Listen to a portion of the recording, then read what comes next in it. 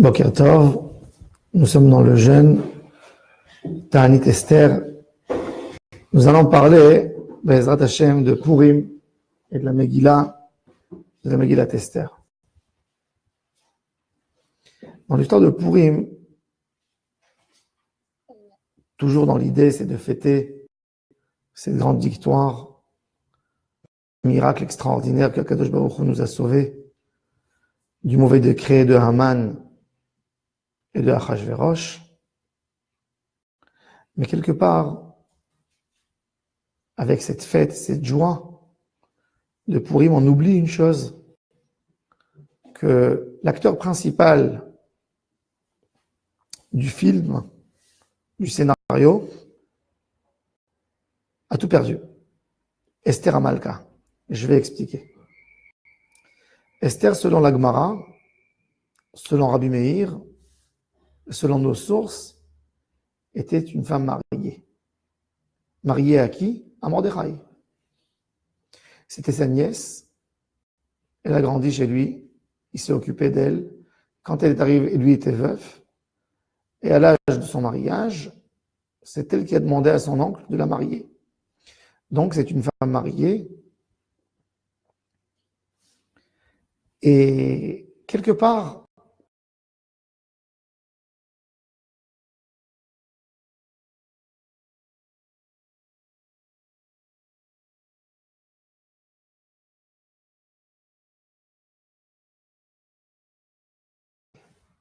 une femme mariée sans divorce qui était prise dans les mains de Achashverosh. Et se passe ce qu'il se passe, et Am Israël est sauvé. Et la question qui se pose, pourquoi Kadosh Baruch Hu, il fait le miracle de Purim de cette manière? Pourquoi Esther a dû payer ce prix? Elle a payé un prix terrible, Esther. Une solitude totale en fin de compte. Ces enfants ne grandiront pas dans les mains dans le judaïsme.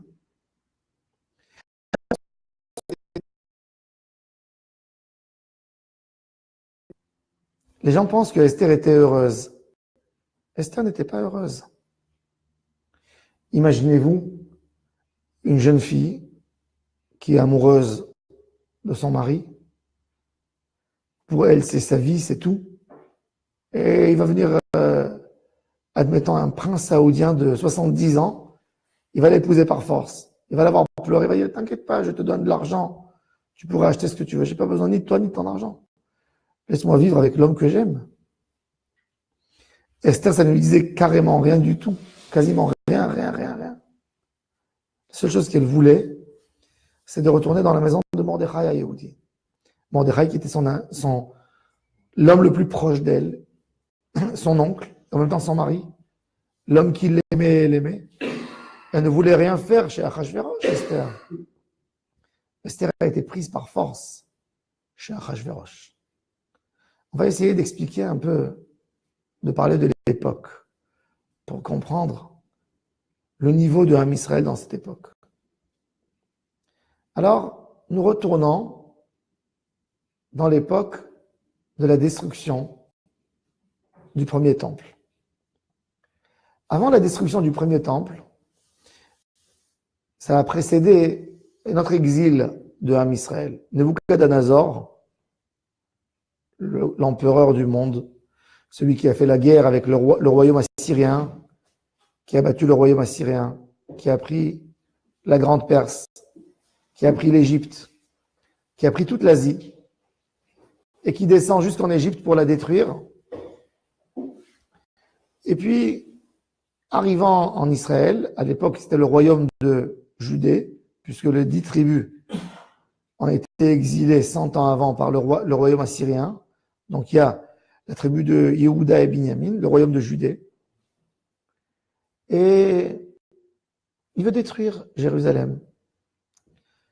Et le roi, qui s'appelait Tzidkiyahu, qui lui dit, nous serons une colonie babylonaise, on payera nos impôts à Babel, ne détruis pas la ville. Ok, Tzidkiyahu fait une liaison avec Nebuchadnezzar, ils deviennent des amis, en fin de compte. Nebuchadnezzar était un roi très cruel. Pour entretenir et garder sa cruauté, il faisait quelque chose de terrible tous les jours. Quand il finissait de manger, il rentrait dans la chambre, seul, il s'isolait, et demandait de lui amener un lapin. On lui amenait le lapin, il le déchirait vivant et il le mangeait, pour garder sa cruauté.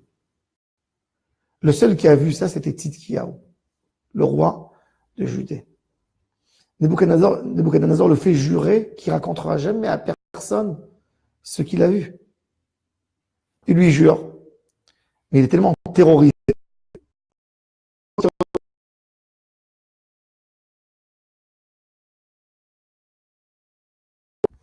Quand il retourne à Jérusalem, il rassemble tous les rois de la région et il leur raconte ce qu'il a vu. Et il dit, jusqu'à quand ce barbare de Nebuchadnezzar va nous dominer? Et ils font une révolte. Nebuchadnezzar vient à Jérusalem, il attrape Tzidkiyahu, il lui dit, tu as transgressé le serment que tu m'as juré. Qu'est-ce qu'il fait? Il lui égorge ses deux enfants devant lui et il lui crève les yeux. Et il amène, lui, et toute la bourgeoisie de Jérusalem, il les amène tous à Babel. 10 000 personnes très importantes, les hauts fonctionnaires d'État, parmi eux il y a Mordechai. C'est ce qui est précisé dans la Megillat Esther, que Mordechai était dans l'exil de Babel, avec la Gola qui a été l'exil qui est sorti dans les moments de Yachonia, qui est Tzidkiyahu, Melech Yehuda. Et Nebuchadnezzar nomme Joachim, le dernier roi de Judée, qui est le frère de Tzidkiyahu. Ça ne tient pas, même là, il y a une révolte. Et là, Nebuchadnezzar vient et détruit totalement Jérusalem, tue tout le monde, brûle la ville et prend en exil tout le reste des Juifs qui restaient à Judée. Quand ceux-là, ils viennent par contre, quand ceux-là rentrent à Babel, ils deviennent des esclaves. Des esclaves. Donc on a deux groupes de Juifs à Babel, les 10 000 hauts fonctionnaires qui étaient avant l'exil déjà, qui sont devenus citoyens babylonais, que eux n'étaient pas en esclavage, et tous ceux qui sont venus de Jérusalem qui sont devenus des esclaves. Nebuchadnezzar, un homme fou, et je vais expliquer tout de suite pourquoi, parce qu'on a besoin pour comprendre l'histoire. Nebuchadnezzar, il se prend pour un dieu. Il dit, j'ai réussi à détruire le temple du plus grand dieu du monde, donc je suis Dieu moi aussi. Un jour, il va faire la chasse à la forêt, et il se transforme en animal. Dieu le rend animal, avec un cerveau d'homme, mais il est obligé de se comporter comme un animal. Il a un problème psychologique. Il reste quelques années dans la forêt, et après il retourne dans son royaume. Il retourne humble, mais en même temps il retourne fou, parce qu'il a peur que ça se reproduise. Tous les jours, ça peut se reproduire. Et puis, il tue tout le monde, il devient paranoïaque. Et qu'est-ce qu'il fait dans ce moment de folie? Il prend tout son argent et l'or qu'il y a dans ses trésors, il fait des grandes boîtes énormes en cuivre, il remplit ces boîtes, il soude les boîtes, et il va les jeter dans le fleuve Hidekel, au milieu du fleuve, pour que personne ne puisse avoir accès. C'était pas comme aujourd'hui qu'il y a des grues, qu'il y a des gens qui peuvent descendre en bas. Ils sont à 50 mètres de profondeur dans l'eau, personne qui peut les prendre. Autre temps, Nebuchadnezzar meurt, il y a son fils Évil qui devient roi, il y a Belshazzar, le petit-fils, et dans ces moments-là, après 30 ans d'exil, il donne l'ordre de libérer tous les esclaves juifs. Donc ces esclaves juifs se trouvent tous dans une situation où ils sortent de l'esclavage, ou qu'on leur donne des droits civils comme tout le monde, et il faut s'installer. Babel, il s'installe. Pour s'installer, malheureusement, il faut s'assimiler, il faut apprendre la culture babylonaise, et Am Israël qui lâche tout. Tout. Malheureusement, comme après la Shoah, la guerre, quand tu demandes à un juif, pourquoi tu ne manges pas cachère? Tu dis, moi je mange pas cachère, d'accord. Et le bon Dieu qui a tué mon cousin, qui a tué mon fils, mon frère, ça c'est bon. Et avec cette excuse, ce prétexte d'exil et de souffrance, ils ont tout lâché. Il faut savoir qu'en ces moments-là, quand les bénis d'Israël sortent en exil, le prophète Jérémie, qui leur dit que l'exil ne va pas durer plus de 70 ans. Et dans 70 ans, vous revenez en Israël. Il est vrai que dans la première année, c'est une vraie angoisse de dire encore 70 ans d'exil pour des gens qui étaient là, qui habitaient en Israël. Très compliqué. Et il faut savoir qu'une bonne prophétie ne peut jamais être annulée.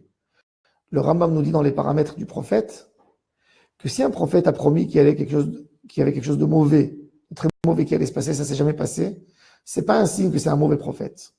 Mais s'il a promis quelque chose de bon qui devait se réaliser et ne s'est pas réalisé, c'est un mauvais prophète. Donc plus on arrive vers la fin des 70 ans, tout le monde se prépare au retour. Sauf que ils ont tous confondu les paroles de Jérémie. Jérémie a dit l'exil, mais depuis quand on compte l'exil? Est-ce qu'on compte l'exil depuis le premier exil où il y a eu les 10 000 hauts fonctionnaires qui ont été exilés, ou depuis l'exil qui a suivi la destruction du temple? Eux, ils ont tous compté l'exil depuis Yachonia, quelques années avant la destruction du temple. Donc ils voient, arrive la 70e année, et ils ne retournent pas à Sion. Ils ne retournent pas en Eretz Israël. Ils lâchent tout. Vraiment, même celui qui a lâché peu, il commence à tout lâcher. C'est pas normal. On a tellement souffert comme peuple. Ils ont tous les traces, encore un grand-père qui est mort, des frères, un père, etc. C'est pas de la rigolade. Ces gens qui ont souffert 30 ans d'esclavage. En ce moment-là, en parallèle, on a assassiné Belshazzar, qui est le petit-fils de Nebuchadnezzar, le père de Vashti. Il y a un de ses officiers perses, un homme perse, qui s'appelle Achashverosh. Achashverosh n'était pas un fils de roi. Il était un homme simple, officier, qui s'occupait des chevaux du roi Belshazzar. Et Achashverosh fait des rêves suivis toutes les nuits. C'est toi qui seras le gouverneur, l'empereur de tout ce royaume énorme. Et dit, comment moi? Oui, toi. Un jour, il va se promener au bord du fleuve, du Hidekel. Et tout d'un coup, les trésors que Nebuchadnezzar a jetés flottent comme un bouchon de liège qui flotte dans l'eau. Il prend évidemment toute cette richesse colossale et il loue des soldats. Il a de l'argent. Il fait la conquête de tout ce royaume énorme. Pour renforcer son pouvoir, il prend Vashti, la fille de Belshazzar, comme femme. Et pour enlever tous les rêves de tous ceux qui étaient partisans du parti babylonais, il fait passer la capitale à Shushan pour les écarter du pouvoir, et il met autour de lui que des gens fidèles à lui. Il construit son palais, il inaugure, et il fait l'inauguration du palais. L'inauguration du palais, c'est pas rien que montrer un pouvoir, comme les Juifs étaient toujours des citoyens babylonais, étaient dans le pouvoir, étaient des hauts fonctionnaires d'État à Jérusalem, et quand ils ont été exilés, Nebuchadnezzar les a mis aussi dans le pouvoir, comme on voit le conseiller proche de Nebuchadnezzar, ensuite de Belshazzar, tout ça, c'était le prophète Daniel. Daniel, en fait, pas un prophète, c'était un sage. Daniel n'est pas considéré comme un prophète, il est considéré comme un sage. Il a un livre dans la Bible, mais il n'est pas considéré comme un prophète. Il a eu un niveau de prophétie, mais ce n'est pas au niveau des prophètes que nous avons dans la Bible. Donc, il a des hauts fonctionnaires. Achashverosh, il a besoin des Juifs. Mais les Juifs, ils ont un grand rêve, ils veulent retourner tous en Israël. Ils n'ont pas oublié leur terre. Il faut les faire oublier. Et en même temps, Dans les caisses que Nebuchadnezzar a jetées dans le Hidekel, il y avait tous les trésors du temple. Et c'était écrit là-bas, attention, ça porte malheur à tout celui qui touche. C'était des merveilles que Salomon avait créées, le roi Salomon. Et Achashverosh, il est tenté à toucher ces merveilles. Mais il a peur. Qu'est-ce qu'il dit? Il dit, dans la fête que je vais faire, je vais préparer une salle spéciale pour les Juifs. Je ne vais pas les mettre à table avec des non-juifs. Chacun y mange différent, culture différente. Donc je vais leur préparer une salle. À l'entrée de la salle, il leur pose la menorah. Sur les tables, les verres en or du Beth Amikdash, les ustensiles des Kohanim en or. Exposition. Et il prend conseil de Haman avant. Et Haman lui dit, regarde, même les Juifs, ils n'y croient pas tellement dans le retour à Sion, puisque les 70 ans que le prophète Jérémie a dit sont déjà faits. Ça y est. Il n'y a plus de retour. Le bon Dieu s'est fatigué. Il a vieilli. Il a vieilli. Achashverosh accueillit les Juifs dans sa fête, tout en étant habillé avec les habits du Kohen Gadol. Il met sur lui le pectoral, il met la couronne, le tzitz du Kohen Gadol et les habits. Quand les Juifs voyaient ça, ils sont tous choqués. Mais ils rentrent quand même. Ils voient la menorah. Ils voient l'autel en or. Qu'on met des encens pour donner une bonne odeur dans la chambre. Ils se regardent, étonnés. Et il y a des voix qui sortent dans le groupe. Vous voyez, ça ne veut rien dire Dieu.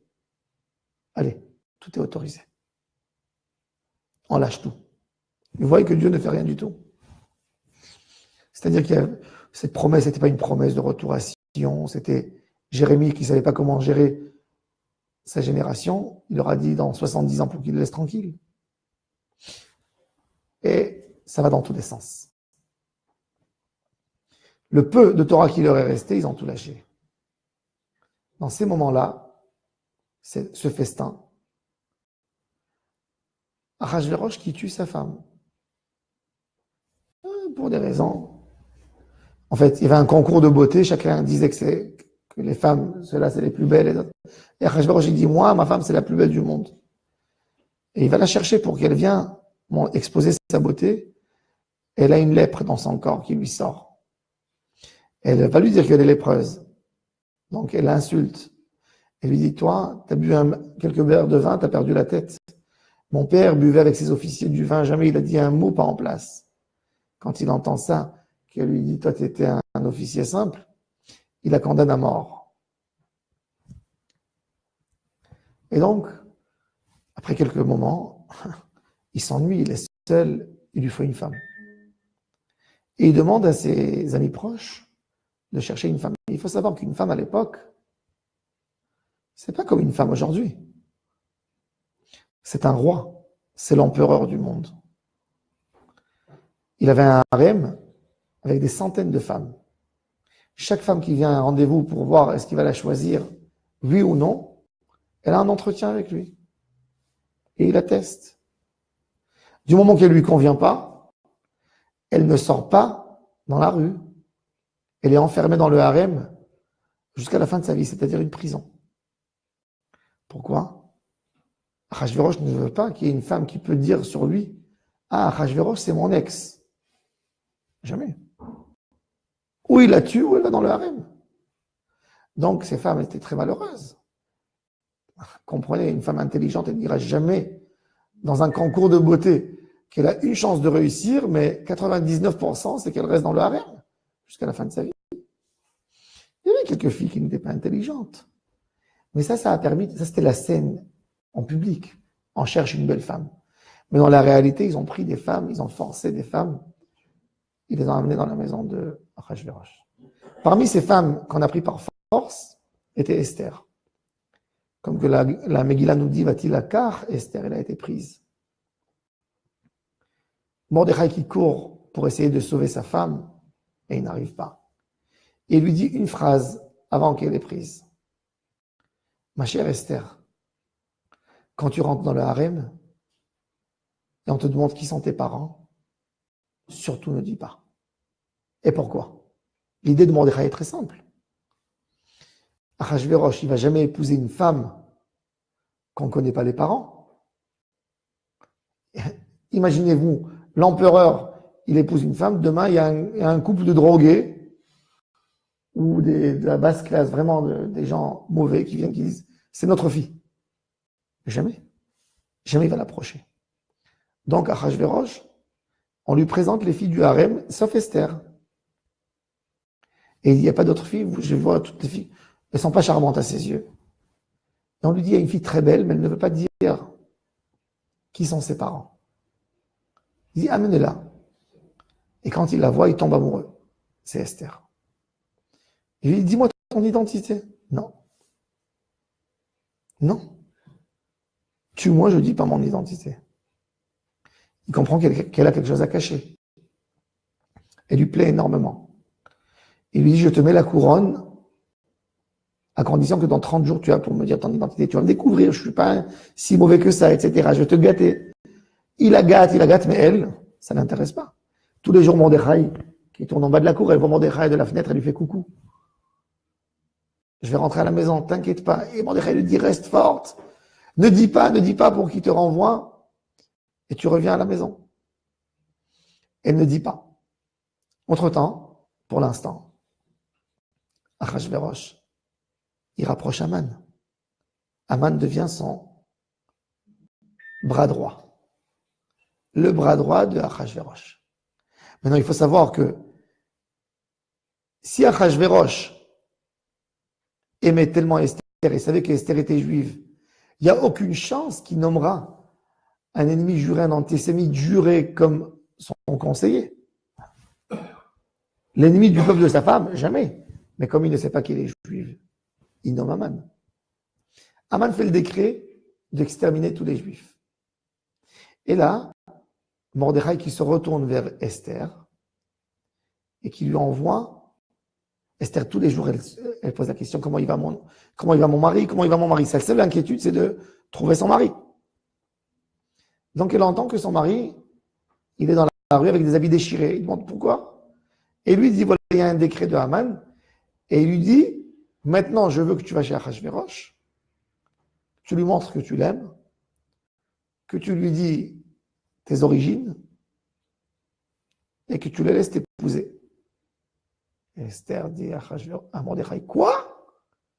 Tu m'as abandonné. Tu m'aimes plus. Moi, je pleurais jour et nuit de revenir chez toi. Non, toi, rabbin, tu me dis de faire ça. Toi, mari, qui doit m'aimer au lieu de me couver, au lieu d'être là pour me protéger, c'est toi qui m'abandonne, qui me dit va. Non, j'irai pas. Pas du tout. Il dit, mais le peuple juif va mourir. C'est pas mes affaires. Pourquoi veux-tu que je perde ma vie pour vous? Moi aussi, j'ai une vie.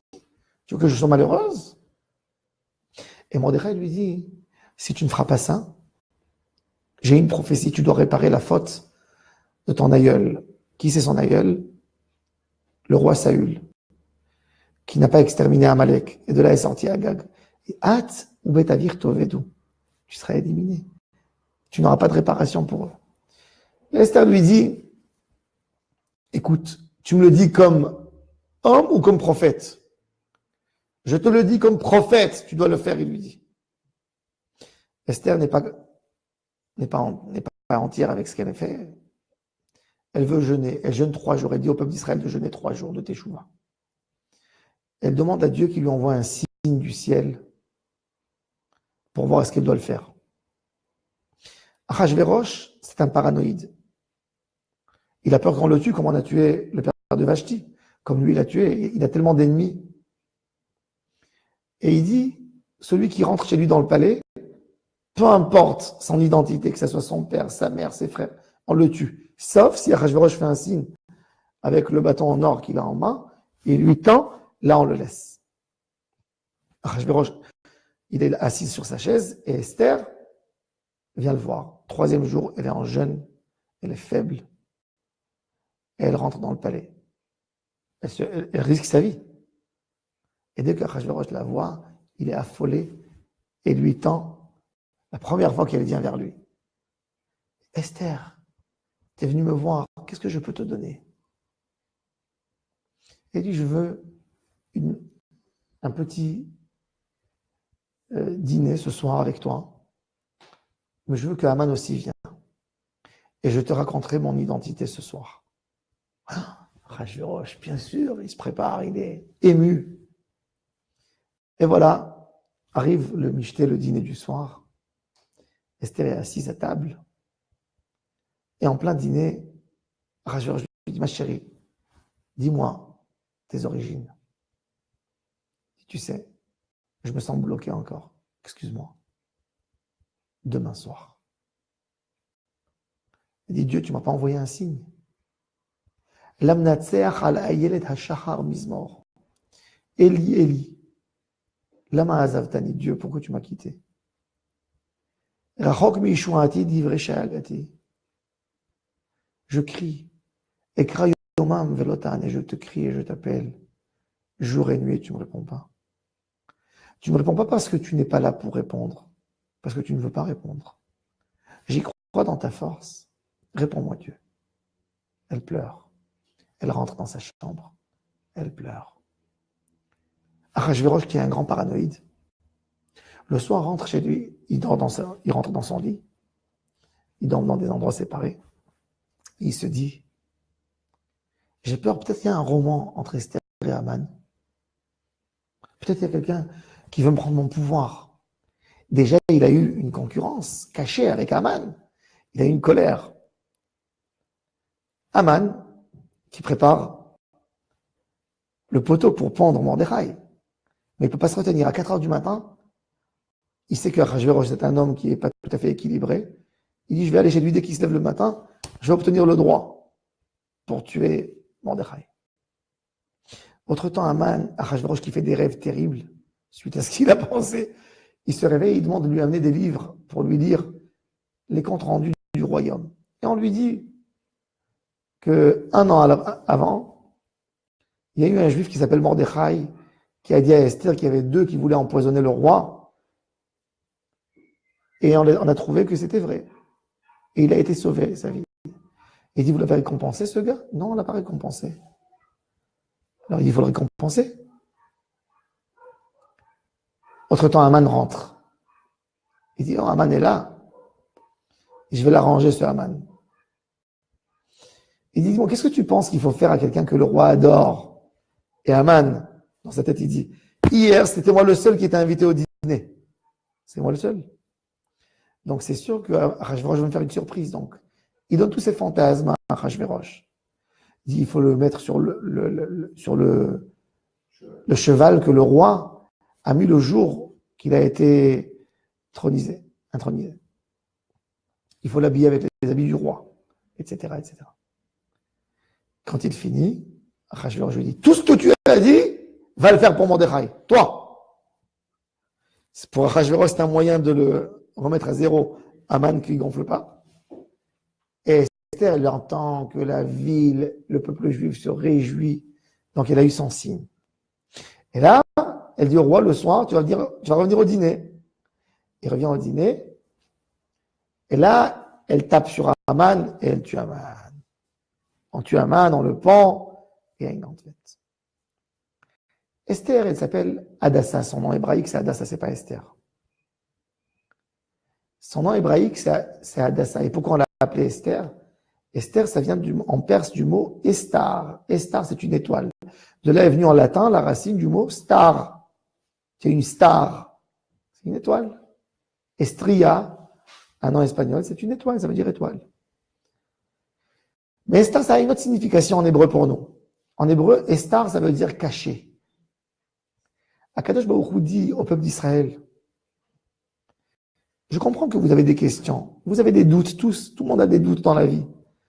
Toujours quand tu commences à te rapprocher à Dieu, tout d'un coup tu prends une claque. Tu te dis, mais comment moi, maintenant je suis si proche de Dieu, comment je prends cette claque? Si Dieu est là, pourquoi il me donne une claque? Je suis bien pourtant, je fais mes devoirs,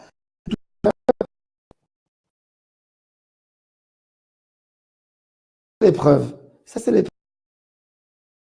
Pourquoi Akadosh Baruch Hu me fait ça? Et Akadosh Baruch Hu, il te répond, il te dit, quand tu as une question, ça ne veut pas dire que je ne suis pas là. Pourquoi, quand tu déduis de la question que je ne suis pas là, déduis que tu ne m'as pas assez cherché, peut-être. Il faut me chercher plus. Le tzaddik, quand il a une question, qu'est-ce qu'il fait? Il se renforce encore plus en Emouna pour se rapprocher d'Hashem Yitbarach. Et Akadosh Baruch Hu, il dit au Béné Israël, parce que vous êtes dans une situation compliquée, alors vous vous posez des questions, est-ce que je suis là? Peut-être moi aussi, je m'en doute de ce lien que j'ai avec vous, de ce lien particulier. Et moi, je m'en doute, je dis, qui a dit qui me mérite? Peut-être moi aussi, je posais. Et quand moi, je pose des questions, regardez ce qui se passe. Il se passe Aman. Il se passe de mauvais décrets. C'est-à-dire que pour nous, tout le sujet de Esther, de Purim, c'est le renforcement de la Emouna. C'est pour ça que Purim, on se déguise. À Kadosh Baruch Hu, on le cherche toujours. Quand tu vois quelqu'un de déguisé. À Kadosh Baruch Hu, dans l'histoire de la Megillah, une fois Dieu se déguise à Aman. Amener un mauvais décret. Une fois il se déguise à Achashverosh. Une fois il se déguise à Harvona. Une fois il se déguise à Esther. Une fois il se déguise à Mordechai. Dieu est partout dans la Megillah. Et c'est pour ça que son nom n'est pas mentionné dans la Megillah, parce qu'en réalité, il est caché derrière chaque mot de la Megillah. Cherchez Hachem dans nos épreuves. Quand une épreuve ne doit pas être pour nous éloigner d'Akadosh Baruch Hu, elle doit être là pour nous ramener plus encore. Si tu te caches Dieu, ça veut dire que je dois te chercher un peu plus. Ces jours de Purim soient pour nous des jours qu'on se rapproche à Hachem. Que le doute ne nous éloigne pas, que le doute nous rapproche d'Hachem Yitbarach. Je vous souhaite à toutes et à tous un excellent Purim, avec beaucoup de joie, beaucoup de Emouna. Vous bénéficiez de tous les avantages de Purim. Voilà. Kol Tuv, Yom Tov.